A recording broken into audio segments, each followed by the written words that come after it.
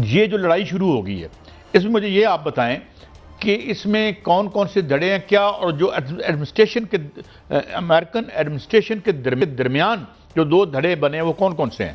देखिए काजी साहब, जो पेंटागन है वो उसमें कुछ जो लोग हैं वो इख्तलाफ कर रहे हैं इस हवाले से जो अमन मुआहिदा हुआ है। जेडी वेंस, वेटकॉफ और जैरेड कुशनर जो हैं वो इसके हामी हैं कि ये मुआहिदा होना चाहिए, और सदर ट्रंप को वो बिल्कुल इसमें मदद भी कर रहे हैं और बयानात भी दे रहे हैं। लेकिन जो CIA के डायरेक्टर हैं रेडकॉल्फ, के अलावा जो वज़ीर ख़ारजा है मार्गो रूबियो और वज़ीर जंग, उन्होंने इससे इख्तलाफ किया है। उसमें जो CIA के डायरेक्टर हैं उनकी रिपोर्ट को बुनियाद बनाया गया है। उन्होंने उस रिपोर्ट में कहा है कि जो उनको इतलात मिली है कि ईरान जो है वो जौहरी हथियारों पर कंप्रोमाइज़ नहीं करेगा या जौहरी प्रोग्राम पर कंप्रोमाइज़ नहीं करेगा। आज अगर ईरान जो है वो मुआहिदा हो भी जाता है तो कल को जब जौहरी मुज़ाकरात होंगे तो उस पर ईरान जो है वो वहीं अपने मामलात पर डटा रहेगा। इसलिए ये मुआहिदे पर नज़र षानी की जाए, मुआहिदा ना किया जाए। दूसरी जानिब स्ट्रॉन्ग सी राय है, बल्कि स्ट्रॉन्ग सी राय जो आपने बात की सर, कि एक तरफ जो है इकॉनमी है, दूसरी तरफ सियासत है। इकॉनमी गई या सियासत गई, दोनों में से एक तो गया। लगता है ये आखिर तो दोनों जाएंगी, दोनों जाएंगी। तो इसलिए ये इख्तलाफ पाया जाता है, और ये इख्तलाफ होने के बावजूद 19 जून को वहाँ जनेवा में एक तकरीब हो रही है जिसका बार बार ट्रंप जो है वो जिक्र कर रहे हैं। आज G7 की जो वहाँ पर मुलाकात हुई, वहाँ इजलास हुआ, तो वहाँ पर भी जो सदर ट्रंप ने कतरी अमीर के साथ जो है प्रेस कॉन्फ्रेंस की, उन्होंने भी वहाँ पर जिक्र किया कि 19 को तकरीब हो रही है, और वहाँ पर उन्होंने पाकिस्तानी सालसी का भी जिक्र किया, कतर की सालसी का भी जिक्र किया। साथ साथ उन्होंने ये भी कहा कि ईरान को जो है वो हम सरमायाकारी का हमारा कोई इरादा नहीं है, लेकिन ईरान के साथ हमारे ताल्लुकात बेहतर होने का इम्कान है।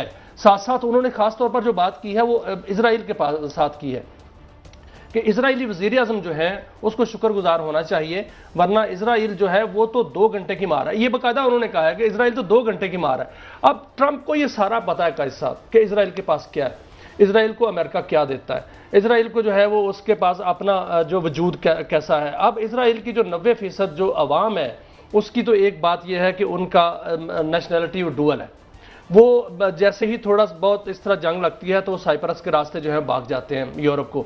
दूसरी बात यह है कि इजराइल के पास क्या है, इजराइल के पास आयरन डूम था, वो तबाह कर दिया ईरान ने। इजराइल के पास अमेरिका का दिया हुआ थार्ड था, वो तबाह कर दिया ईरान ने।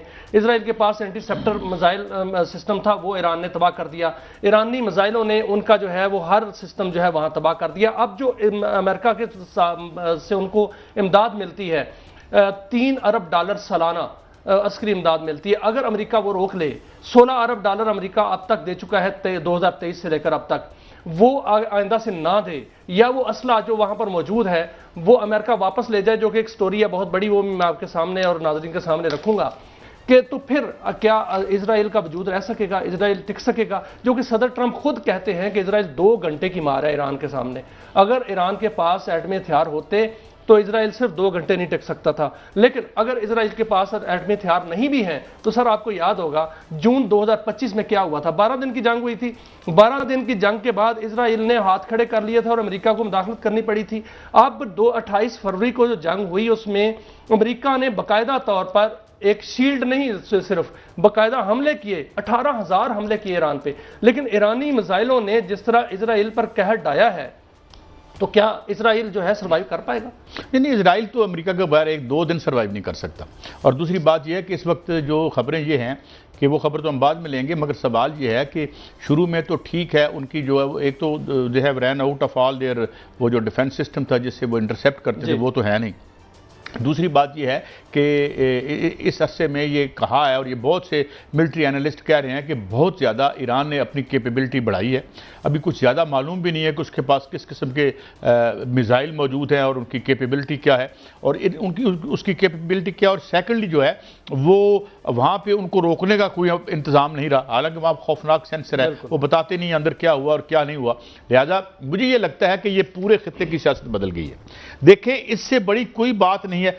देख, अंदर लड़ाई तो होगी, अंदर लड़ाइयाँ रहती हैं, कब रूलिंग का लीड पे मुख्तलिफ पावर ग्रुप एक दूसरे से लड़ते रहते हैं।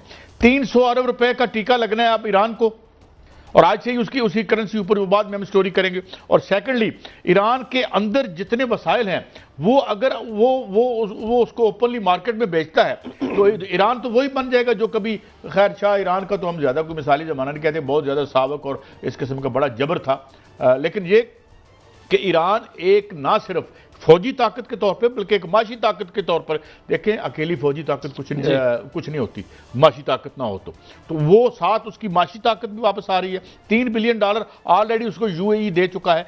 ये कहा जा रहा है कि कतर और ये तमाम मुल्क, अमान उसके साथ जा चुका है, अमान उसके साथ जा चुका है, ऐलान कर चुका है। सऊदी अरब भी उससे अब पीसफुल को एग्जिस्टेंस की पॉलिसी रखना चाहता है। उसका हमारा कवर उधर मौजूद है, हमने दिया भी है, ज़ाहिर है मुकद्दस मकामात भी हैं और हमारा देना भी चाहिए।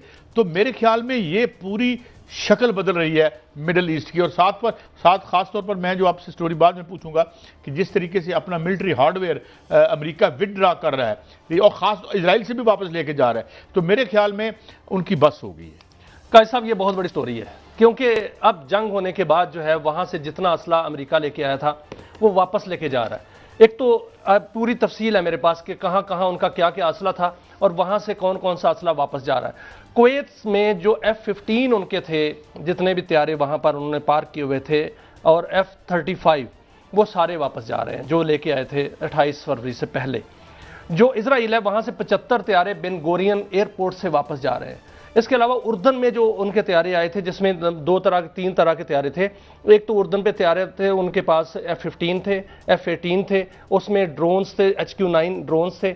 इसके अलावा वहाँ पर उनका जो एयर फ्यूलिंग के लिए तैयारे जो लाए थे वो, और जासूसी के लिए तैयारे लाए थे, वो सारे के सारे वापस जा रहे हैं। जो बहरीन के अड्डे पर उनके तैयारे थे या उनका साजो सामान था वो भी वापस जा रहा है। कतर में कुछ अलादीद एयरपोर्ट पर था, एयरबेस पर, वहां से भी वापस जा रहा है। उनका जेराल्ड फोर्ड जो है वापस जा रहा है। उनका अब्राहम लंकन जो है वापस जा रहा है, जो बहरी बेड़े थे।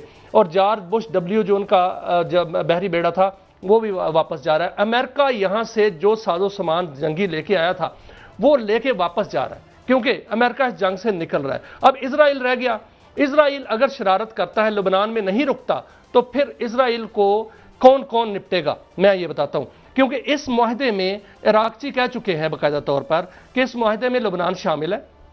अगर लेबनान पर हमला होता गजा भी शामिल है, जी, गजा भी शामिल है। अगर लेबनान पर हमला नहीं रुकता, बैरूत पर हमला होता है, भी शामिल है, बिल्कुल शामिल है। अगर उन पर हमला होता है तो ईरान जो है भरपूर जवाब देगा। देखिए सर, ईरान के पास जो खैबर शिकन मिसाइल हैं, उनके पास अमाद मिसाइल हैं, उनके पास सिज्जीन मिसाइल हैं, उनके पास जो है वो कशम नाम के मिसाइल हैं। ये सारे मिसाइल जो हैं ये आम मिसाइल नहीं है, ये ठोस ईंधन वाले मिसाइल हैं, ये दूर मार करने वाले मिसाइल हैं, और ये आवाज़ से कई गुना तेज़ मिसाइल हैं, और बाकायदा हाइपरसोनिक और सुपरसोनिक मिसाइल हैं। ये उनके साथ जो हमला दोबारा होगा, क्योंकि अमेरिका बार बार वहां से इजराइल को बचाने नहीं आएगा।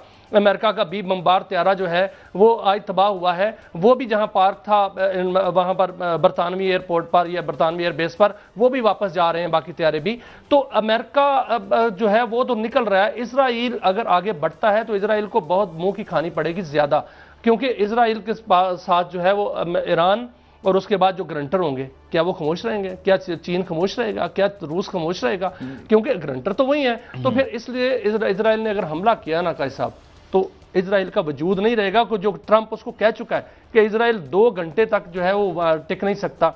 उन्होंने ये भी कहा है कि जो नेतान्याहू हैं वो उनके दोस्त हैं, लेकिन वो उनकी उम्मीद है बात मानेंगे, अगर नहीं मानेंगे तो फिर उनको उसके नताइज भी भुगतने पड़ेंगे। देखिए, अब ये एक मकाफात अमल है। थोड़ा मैं आपको तारीख के पस मंजर में एक बात बताना चाहता हूँ। इजराइल का क्याम जैसे हुआ, उसमें बरतानवी साम्राज्य का बड़ा हाथ था। बाद में जब कोल्ड वार शुरू हुई तो यहाँ पे बास पार्टी जो थी, अब्बास पार्टी थी, उसकी शाम में हुकूमत थी, उसमें इराक में भी थी, उसी की आगे एक्सटेंशन था ये अपना जो सद्दाम हुसैन भी था। तो अमेरिका ने इजराइल को इस्तेमाल करके जो अरब इजराइल जंग थी वहाँ से इन बास पार्टी और रशिया जो सोवियत यूनियन का इन्फ्लुएंस था वो कम किया। अब मियाँ साहब ये अब जगह खाली हो रही है जी, अब यहाँ पे खला पैदा हो रहा है, और ये अब अमेरिका के साथ वही खेल दोहराया जा रहा है जो सोवियत यूनियन के साथ अमेरिका ने किया था। अब इस जगह पे इन्फ्लुएंस चाइना का आएगा, रशिया का आएगा। पाकिस्तान के पास बहुत बड़ी अपॉर्चुनिटी है, अगर उसको एक्सप्लॉइट करने वाले हम यहाँ मौजूद हुए, और हम तो यहाँ तो और अभी आएंगे अपने पाकिस्तान के हवाले से।